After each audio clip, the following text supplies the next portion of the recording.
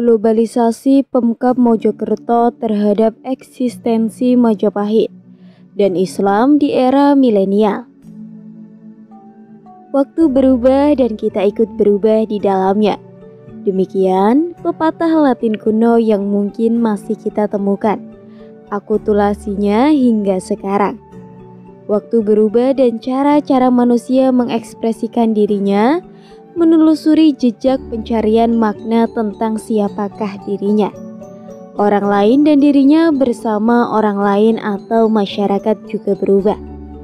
Jika dikatakan bahwa tidak ada yang tetap di dunia ini, mungkin yang tetap adalah perubahan itu sendiri.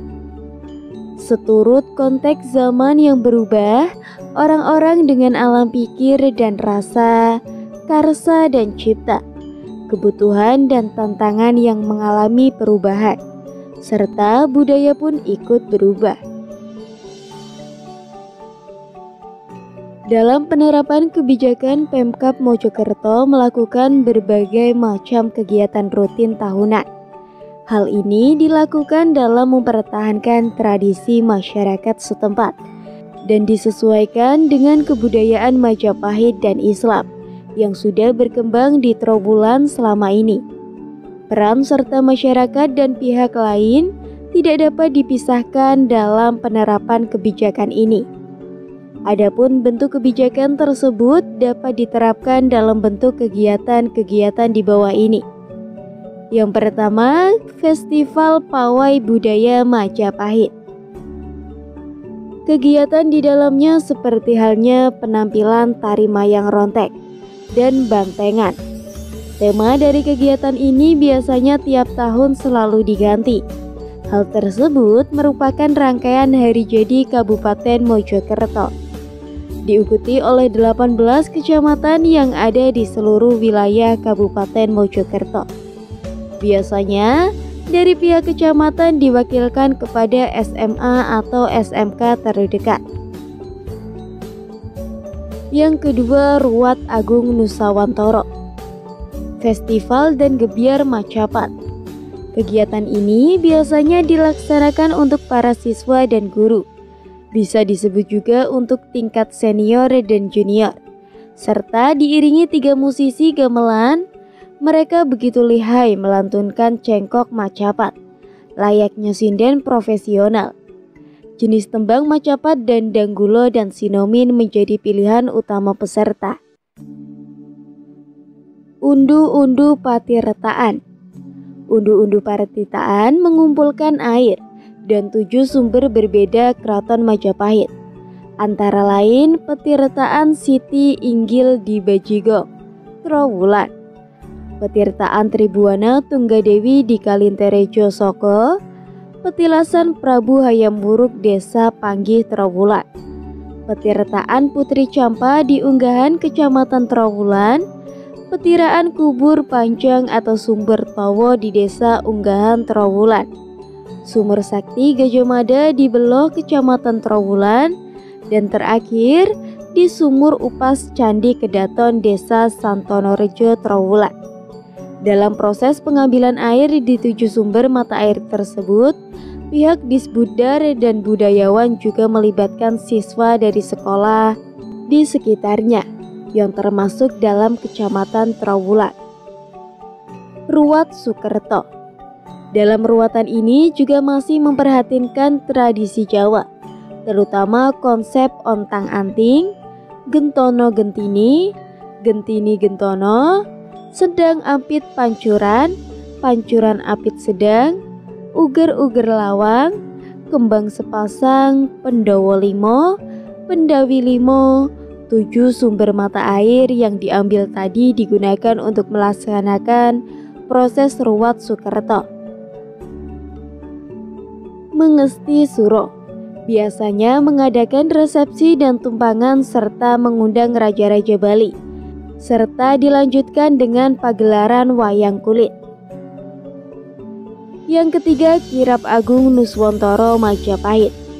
Kirab Agung Bumi Nusawantoro merupakan bentuk kegiatan seni arak-arakan atau karnaval, tradisi budaya yang memiliki keanekaragaman bentuk jenis, nilai, dan visual yang merupakan warisan penting untuk penguatan martabat jati diri dan sumber inspirasi dalam proses kreatif mengenal sejarah tempo dulu bagi kehidupan berbudaya. Kabupaten Mojokerto yang memiliki peninggalan sejarah Kerajaan Majapahit beserta nilai tradisi serta keragaman budaya maupun adat istiadat yang tentu dibarengi dengan keunikan dan khasanahnya masing-masing. Perlu memperbanyak ruang-ruang kreatif dan event-event guna mengawal tumbuh kembangnya nilai tradisi budaya yang ada di tengah masyarakat. Upaya pelestarian dan pengembangan tradisi budaya, terutama pada kegiatan Kirab Agung Bumi Nusawantoro, akan membuka secara luas informasi pada daerah lain sebagai ajang promosi kebesaran Kerajaan Majapahit yang pada akhirnya dapat meningkatkan kunjungan wisata di Kabupaten Mojokerto demi meningkatkan pendapatan dan kesejahteraan masyarakat Mojokerto. Yang keempat, Kirab Kubro dan Haul Syekh Jumadil Kubro. Kirab Kubro memperingati Haul Syekh Jumadil Kubro yang diperingati setiap tahun tidak pernah sepi animo. Dengan haul ini kita bisa terus mengingat perjuangan Syekh Jumadil Kubro dalam berdakwah dan menyebarkan ajaran Islam pada masa Kerajaan Majapahit. Syekh Jumadil Kubro dikenal sebagai penyebar agama Islam di tanah Jawa pada masa Kerajaan Majapahit. Syekh Jumadil Kubro adalah leluhur dan guru dari para wali songo sesudahnya. Mengingat besarnya jasa dalam perkembangan Islam, khususnya di Jawa Timur, maka banyak kalangan umat Islam yang memelihara tradisi untuk terus mendoakan hari wafatnya, atau dalam Islam dikenal sebagai haul. Kompleks makam Troloyo sebagai letak makam Syekh Jumadil Kubro selalu dijadikan sebagai puncak acara haul tersebut. Biasanya kegiatan dalam meramaikan kegiatan haul tersebut adalah Kirab Kubro yang dilakukan oleh masyarakat Trowulan. Dilanjutkan dengan kegiatan semaan Hadro Ishari Sekarsidenan Gerbang Kartaswila yang meliputi Mojokerto, Lamongan, Jombang, dan sekitarnya. Malang puncak kegiatan ini biasanya diadakan pengajian umum yang dihadiri oleh penceramah kondang atau terkenal, para tokoh agama dan seluruh lapisan masyarakat di Kabupaten Mojokerto. Yang kelima, pagelaran budaya bulan purnama. Gelaran pertama adalah bulan purnama Larung Sesaji yang dilaksanakan di Kolam Sogaran. Kegiatan ini diselenggarakan oleh Dinas Pariwisata, Kepemudaan, dan Olahraga Kabupaten Mojokerto. Diawali dengan kirab sesaji yang berangkat dari Pendopo Agung menuju Kolam Segaran dengan upacara dan doa. Selanjutnya, hewan ternak unggas dan ikan dilarungkan ke Kolam Segaran. Acara ini selain bentuk gelaran budaya, sekaligus sebagai atraksi wisata budaya yang dikunjungi oleh masyarakat Trowulan dan sekitarnya. Seluruh rangkaian kegiatan di atas merupakan upaya Pemkat Mojokerto dalam bentuk melestarikan budaya lokal dan termasuk bagian dari program tahunan yang harus dilaksanakan dalam upayanya untuk mewujudkan dan meningkatkan kemajuan pariwisata dan simbol Kerajaan Majapahit di era milenial. Dampak yang ditimbulkan dengan adanya kebijakan Pemkat Mojokerto terhadap kegiatan rutin tahunan yang diselenggarakan di Trowulan. Pada dasarnya, semua usaha dan aktivitas pembangunan dapat menimbulkan dampak, baik secara positif maupun negatif. Dampak positif, suatu pembangunan merupakan suatu dampak yang sangat diharapkan oleh pemerintahan maupun masyarakat. Dampak negatif tidak diharapkan, bahkan perlu ditekankan sekecil mungkin. Begitu pula dengan pembangunan di bidang kepariwisataan, juga menimbulkan dampak positif maupun negatif bagi pihak pengelola pemerintahan, bahkan masyarakat.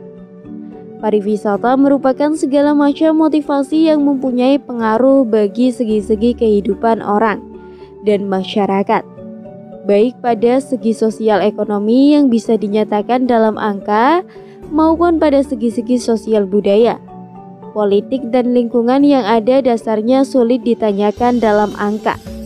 Pengaruh-pengaruh itu bisa menguntungkan sehingga perlu dilipat gandakan dan bisa merugikan sehingga sedapat mungkin dihindari atau dibatasi. Majapahit menghargai keberagamaan.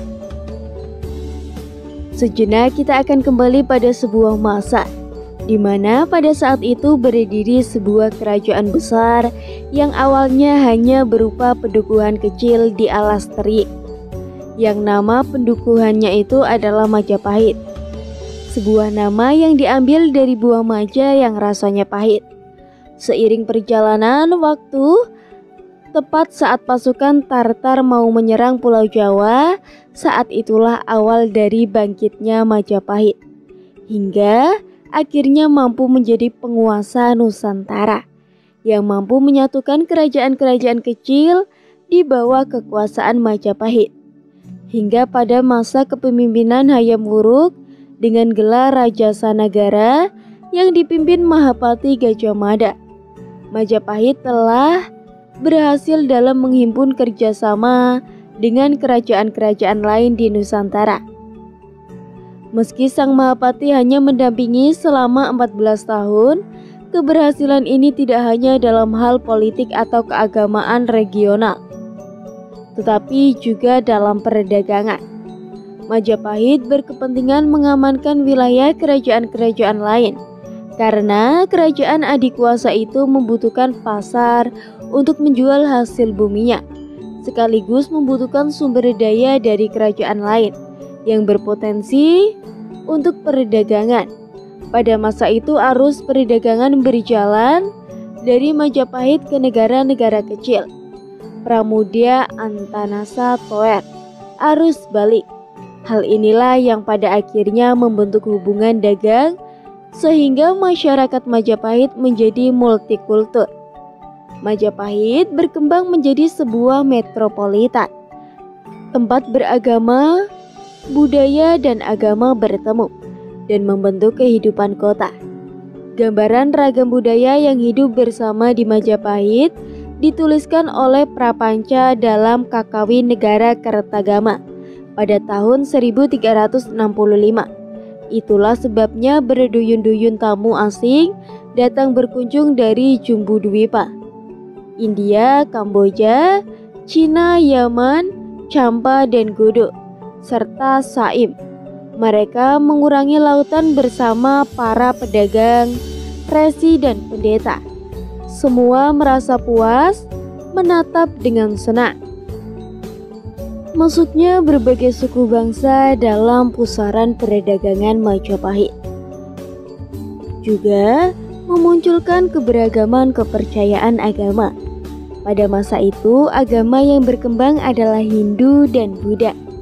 Raja Sanegara telah menempatkan rumah ibadah yang akhirnya membentuk tata kota Majapahit. Sebelum timur untuk Siwa, sedangkan sebelah barat untuk Buddha.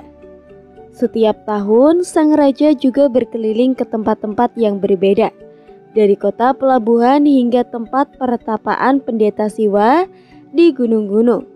Raja-raja di Majapahit, khususnya Raja Sanegara, mempunyai kebijakan untuk mengatur kehidupan multiagama.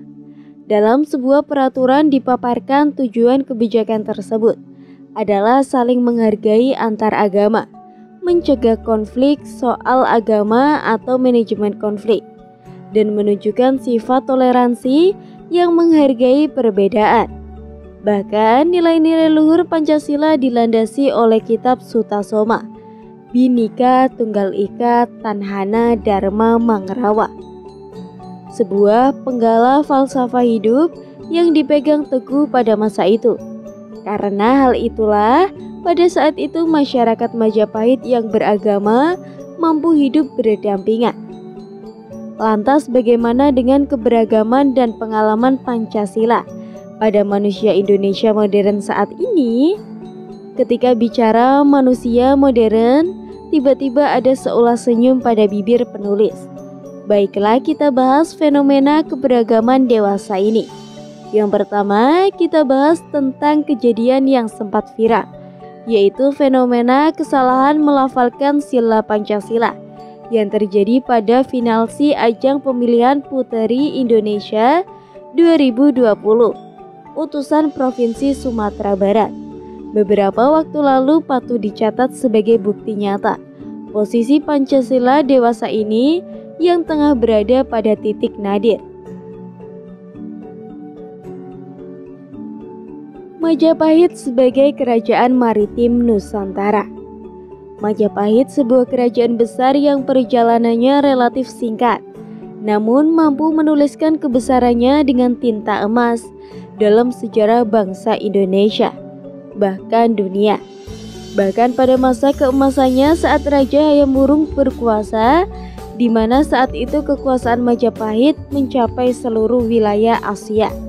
Oleh karena itu, untuk menjaga kedaulatan dan batas kekuasaan, Raja Hayam Wuruk memiliki dua panglima perang yang handal, yakni Majapati Gajah Mada dan Empu Nala. Empu Nala bertugas untuk menjaga wilayah perairan Majapahit. Sebagai kerajaan maritim, Majapahit perlu menjaga perbatasan-perbatasan laut mereka supaya tidak ada musuh yang masuk. Untuk itu mereka menyimpangkan puluhan kapal untuk menjaga perairan.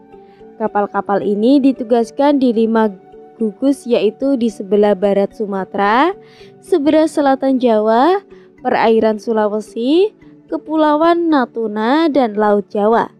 Dari kelima gugus tugas yang paling berat diemban kapal yang berjaga di Kepulauan Natuna karena banyak perampok yang berpangkal di Vietnam dan Tiongkok.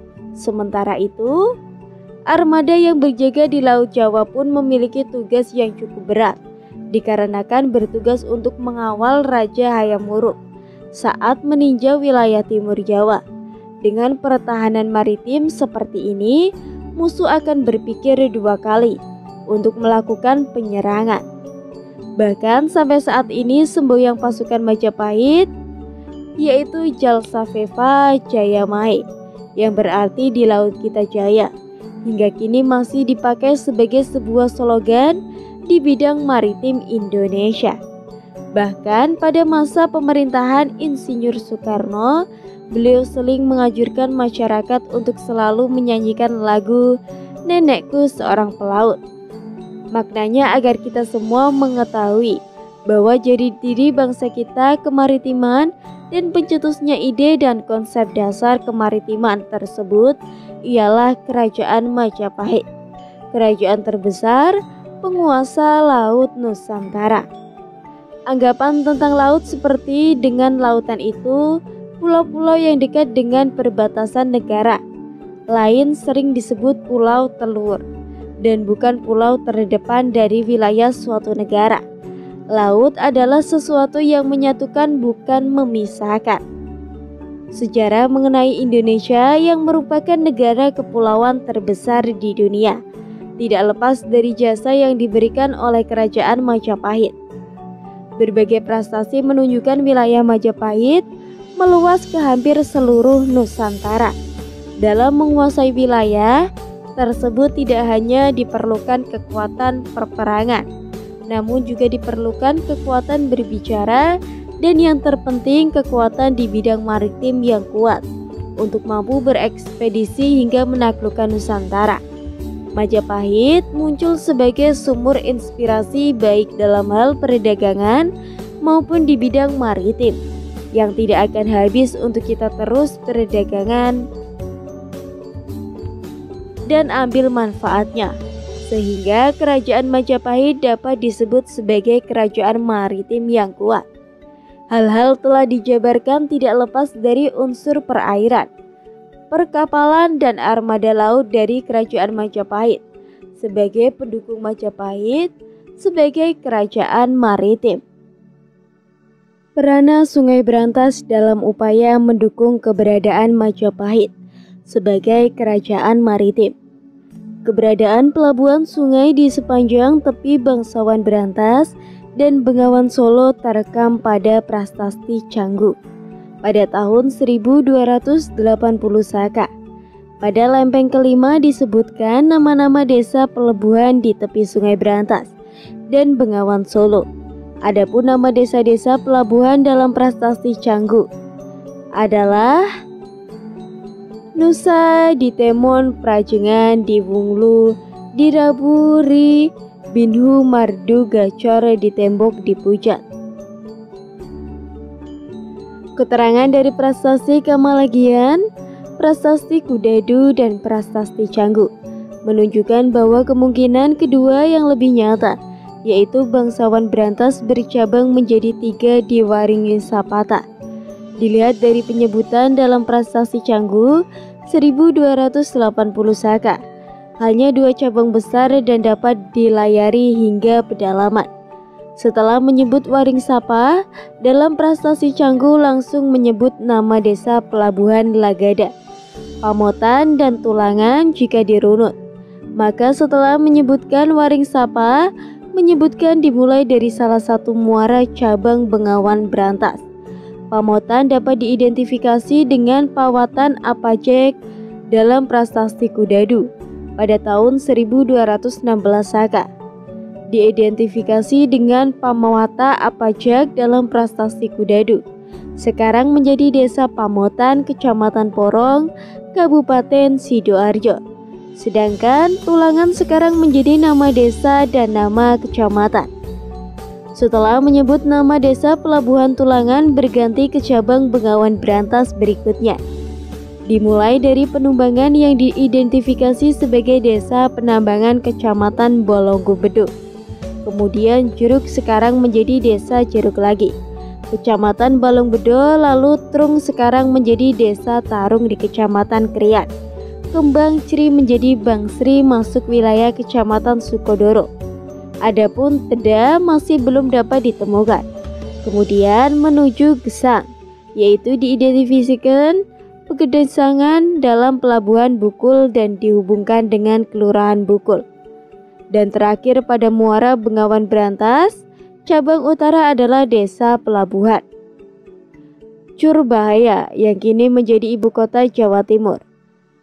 Jalan lalu lintas pelayaran dan perdagangan yang utama di Kerajaan Majapahit adalah sungai-sungai besar seperti Bengawan Solo, Kali Berantas dan yang lainnya.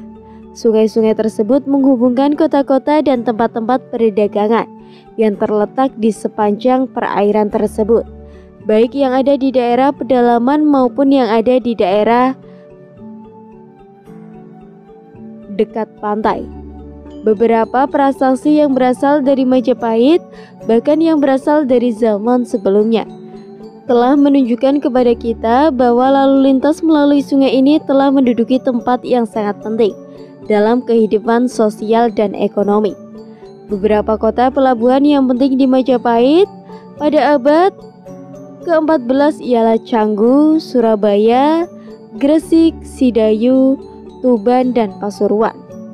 Berdasarkan hasil rapat sumber tertulis analisis klasik pada 18-23 November 1991, tempat pelabuhan pamunggahan di sepanjang Sungai Berantas ada 3, yaitu Terung, Canggu, Bubat. Terung dan Bubat merupakan tempat turun naiknya penumpang, sedangkan Canggung merupakan pelabuhan barang. Keberadaan Pelabuhan Canggung, Pelabuhan Tuban, dan Gresik sangat mempengaruhi dan eksistensi Majapahit sebagai kerajaan maritim. Keberadaan Pelabuhan Canggu diperkuat dengan adanya Prasasti Canggu dan keberadaan juga ditafsirkan sekarang dekat dengan Desa Canggu. Pada saat ini dalam penerapan letak pelabuhan di Sungai Berantas, seperti halnya Ujung Galuh, Sumbito, dan Mengaluh kalau sekarang Jombang, memberikan pengaruh yang signifikan terhadap kegiatan perekonomian masyarakat dan pemerintahan Kerajaan Majapahit pada saat itu. Kapal-kapal besar atau yang lebih dikenal dengan jung bisa masuk dalam persimpangan di Sungai Berantas. Hal tersebut membuktikan bahwa pada masa Kerajaan Majapahit, keberadaan Sungai Berantas sangat luas dan dapat digunakan kapal-kapal jung untuk masuk ke wilayah terdekat atau pedalaman dari Kerajaan Majapahit. Letak pusat Kerajaan Majapahit sendiri adalah di Pulau Jawa.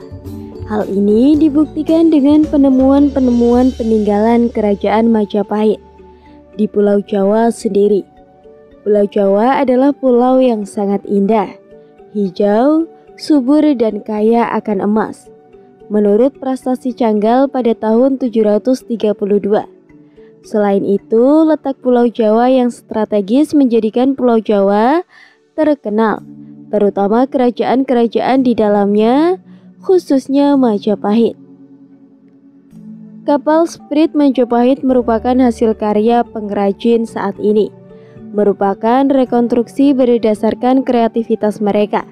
Adanya miniatur kapal Spirit Majapahit juga membuktikan bahwa kecintaan masyarakat Mojokerto di masa kini diapresiasikan dengan menciptakan sebuah karya yang berbentuk kapal miniatur Kerajaan Majapahit yang dapat menguasai wilayah laut Nusantara di bawah pimpinan pasukan Nala.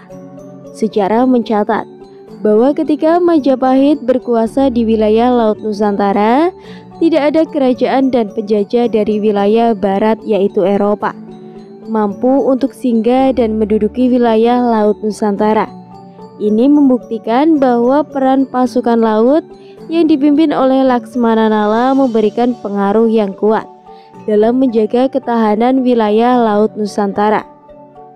Hubungan antara pulau yang dijalin oleh Kerajaan Majapahit membutuhkan armada serta sarana transportasi untuk mencapai tujuan menyatukan Nusantara.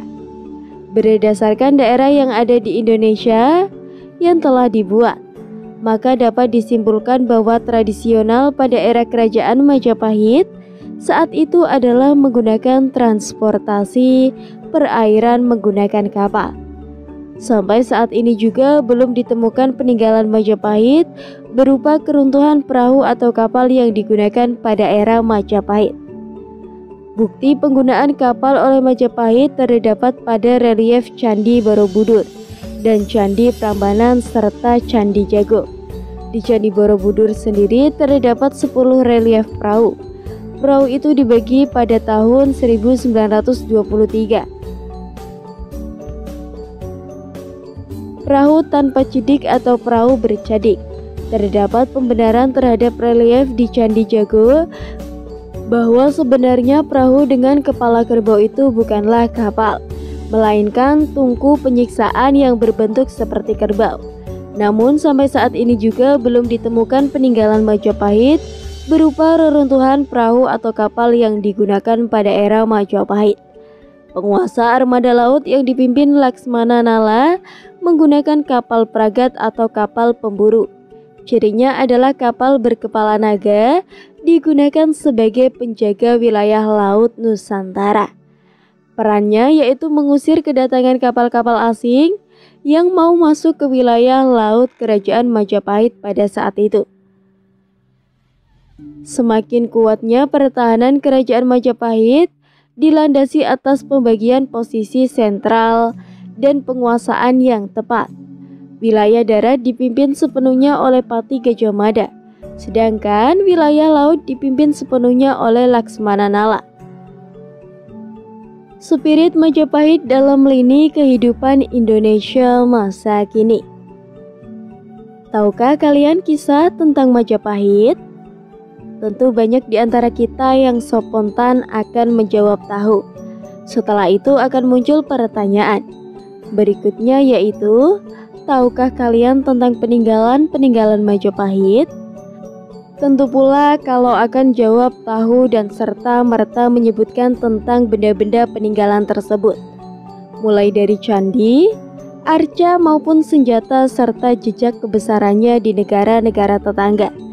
Lantas, tahukah kita tentang warisan Majapahit yang berupa warisan-warisan non-fisik?